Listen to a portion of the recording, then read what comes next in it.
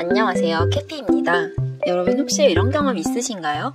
잘 있다가도 그 사람만 만나면 기분이 안 좋아지고 심지어 불쾌하죠. 내가 듣고 싶지 않은 말들을 아주 많이 하는데 피하고 싶어도 같이 일적으로 얽혀 있어서 피하지도 못해요.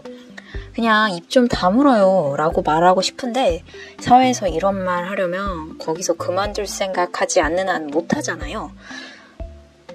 이런 사람들이 남은 은근히 비하하고 꼬투리 잡아 내려치고 자신은 은근슬쩍 자랑하는 자존감 빌런이라고 하죠. 이런 사람들에 대해서 좀 더 얘기해 보려고 해요. 사실 이런 사람들 자세히 알고 싶지도 않지만 그 분들이 제 정신을 자꾸 갉아먹고 기분을 안 좋게 만든다면 그냥 무시가 되어지지 않겠죠. 그래서 이 사람들이 가지는 특징을 4가지 정도로 정리를 해봤습니다. 자존감 빌런들 꼭 이렇다는 건 아니지만 이런 사람들이 자존감을 갉아먹고 에너지를 쭉쭉 가져가는 에너지 뱀파이어 분들이죠. 첫 번째, 냉소형 빌런입니다. 뭔가 열심히 해보려거나 시작해보려는 사람에게 꼭 이런 말을 합니다. 굳이? 그걸 왜 해? 그거 레드오션 된 지가 언젠데. 그거 하다가 망한 사람 내 주변에 여럿 있어. 이렇게 저를 걱정해서 해주는 말 같지만 사실은 아무것도 안 하고 있는 자기 자신이 불완전하기 때문에 남들이 무언가를 할 때 위기감을 느끼는 겁니다. 그리고 남의 열정을 꺾어놔서 도전하는 걸 방해해야 자신의 무기력, 자신이 아무것도 안 하고 있는 이 상황이 정당화되기 때문이죠. 가만히 있는 내가 사실은 뒤처지는 게 아니라 이게 현명한 행동이야 라고 무의식적으로 정당화해버림으로써 위안을 얻는 거죠. 두 번째는 칭찬 불능 빌런입니다. 칭찬에 아주 서툰 유형인데요. 이 사람들은 2가지가 모두 약해요. 일단 칭찬을 잘 못합니다. 어떻게 보면 상대방의 장점을 보는 방법을 모른다고 할 수 있어요. 그리고 일을 할 때도 상대방이 한 공에 대해서 인정하고 싶지 않은 마음도 있는 거예요. 아니 당연한 거 가지고 뭘 그렇게 유세야? 라고 치부해버립니다. 이 사람들은 일이 잘 되면 당연하거나 자기 덕분이고 안 되면 상대방 탓이에요. 이런 게 자신이 아주 잘나서 그랬다기보다는 나보다 더 잘난 상대를 인정하고 싶지 않아 하는 마음이 더 큰 거예요.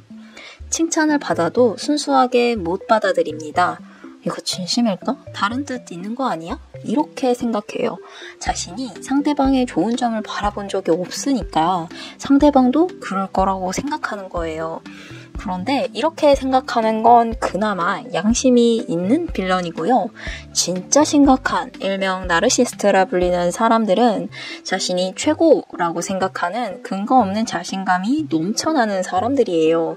이 사람들은 자신이 상대보다 우월하다는 환상 속에 살고 있어요. 그래서 일이 잘 되면 자신의 공으로 돌리기 위해 상대방을 깎아내리죠. 이런 사람은 제가 얘기하고 있는 빌런보다 더 위에 있는 빌런의 최종 보스에 있는 사람들이라고도 볼 수 있어요. 하지만 제가 오늘 얘기하려는 사람들은 아니죠. 우리가 주변에서 흔하게 볼 수 있는 빌런들은 그 경지까지 도달한 사람들은 아니에요. 3번째 빌런, 시선 집착 빌런입니다. 이런 빌런들은 남 시선에 아주 과몰입하는 유형이죠. 겉으로는 난 남 눈치 안 봐 라고 말하지만 사실은 누구보다 신경 씁니다. 기본값 자체가 남이 나를 어떻게 볼까? 예요. 그래서 말투에도 이런 게 묻어납니다.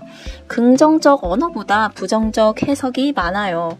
왜냐하면 언제나 남의 시선에서, 즉 대중의 시선에서 사람을 평가하거든요. 사람은 누구든 장점도 있고 단점도 있어요. 그런데 우리는 부정적인 정보를 좀 더 인상 깊게 기억하는 경향이 있어요. 그래서 사람이 10번 잘해주다가 한 번 이상하게 행동하면 그 한 번을 그 사람의 디폴트 값에 넣어버려요. 근데 이건 뇌의 입장에서는 어쩌면 있다면 당연한 겁니다. 생존의 문제에 있어서 10번을 이룬 행동보다 한 번의 해로운 행동이 자신의 생존에 미칠 영향이 크거든요. 하지만 우리가 단 한 번의 단점으로 그 사람의 전체를 싸잡아 평가한다면 이 세상에 좋은 사람이 어디 있을까요? 다 경계해야 하고 다 빌런인 세상인 지옥일 거예요. 하지만 세상은 그렇게 단편적이지 않고 다양한 사람들이 섞어 살고 있어요. 우리는 함께 어울려가는 사람들에게 상대방의 장점을 바라봐주고 인정하면서 살아가야만 해요. 하지만 우리 주위 빌런들은 상대방의 약간의 비협조적인 태도만으로도 저 사람 지금 나 싫어하는 거 아니야? 저 표정은 지금 나 무시하는 거야. 이렇게 자신의 해석을 더 씌우다 보니 대인관계가 힘들어지고 좀 더 자기 방어적으로 그리고 상대방에 대해서 공격적으로 나오는 거예요. 네 번째, 근원형 빌런. 이 빌런들은 타고나기를 그렇게 타고날 수도 있지만 원래 그런 사람이라기보다는 자라온 환경과 주변 사람들 때문에 빌런이 된 거예요. 다 알 수는 없지만 그렇게 된 이유의 근원을 찾아보면 자라온 환경에 자신보다 더한 빌런이 있었던 경우들이 있습니다. 예를 들어서 부모님이 자신을 다른 친구들과 비교하면서 다른 영수는 이거를 몇 점을 받았던데 넌 왜 이거밖에 못하니? 라고 비교하며 말했던 경우, 혹은 친구들 사이에서 무시와 냉소를 받았던 경험이 있었던 경우, 이런 환경은 점점 자신에게 쌓여 뼛속 깊이 나는 부족하다라는 메시지를 새겨버립니다. 여러분, 자존감 빌런을 만드는 감정의 뿌리가 뭔 줄 아시나요? 그건 바로 수치심이에요. 창피하다라는 말로는 좀 부족하죠. 이건 뭐랄까? 내 존재 자체가 좀 민망한 느낌이에요. 철학자 사르트르는 이런 말을 했습니다. 수치심은 시선에서 태어난다. 이게 무슨 말이냐면요. 혼자 우리 거울 보고 춤출 때 있지 않나요? 네, 저는 가끔 그럴 때가 있는데요. 거울 보면서 신나게 춤추다가 그럴 때 갑자기 누가 방문을 열어서 저를 보면 어때요? 갑자기 엄청 민망해지죠. 가족이 아니라 학교에서 그런 일이 있었다면 굉장히 창피해서 아마 그 친구 못 볼 수도 있어요. 이런 게 바로 타인의 시선으로 대상화된 나를 보는 겁니다. 또 다른 철학자 버나드 윌리엄스는 이렇게 말했어요. 수치심은 실제 사람이 없어도 내 머릿속의 타인 때문에 생긴다라고요. 맞아요. 만약 누군가에게 수치심을 강하게 느껴본 경험이 있는 사람은 나중에 누가 보지 않아도 상상 속 심판관을 데리고 살 수 있어요. 시험 망쳤을 때 옆자리 친구가 시험 어땠어? 잘 봤어? 라고만 물어봐도 내 머릿속에서는 시험 잘 봤나 보네? 지금 나한테 자랑하려고 와서 물어본 건가? 라고 막연히 의심부터 할 수 있는 것처럼요. 그래서 빌런들은 이런 패턴으로 인해서 생겨날 수 있다는 거예요.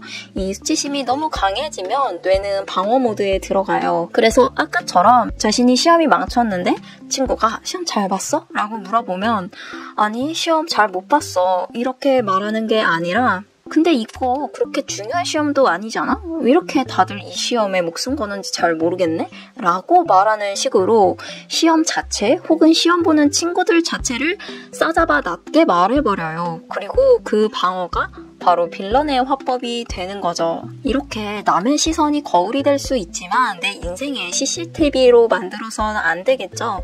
타인의 시선으로 본 나에 대한 공포를 달래려다가 역설적으로 타인의 시선에 더 종속되는 구조가 돼버려요. 점점 더 그 늪에 빠지게 되는 거예요. 그리고 어느 순간 발버둥 치는 걸 포기하고 그 지옥이 자신의 세상이라고 믿는 거예요. 이렇게 생각하면 좀 불쌍한가요? 불쌍하다고 하기엔 그 빌런들 우리를 너무 괴롭히잖아요. 사실 불쌍하진 않죠. 그런데 어쩌면 그 사람들이 아니라 내가 이런 화법을 쓰고 있진 않을까라고 생각해봐도 좋을 것 같아요. 이 세상에 흔한 빌런들 내가 안 되리라는 법도 없으니까요. 빌런들은 스스로가 빌런이라고 생각하지 않아요. 그냥 스스로를 지키기 위해 그렇게 행동할 뿐이죠.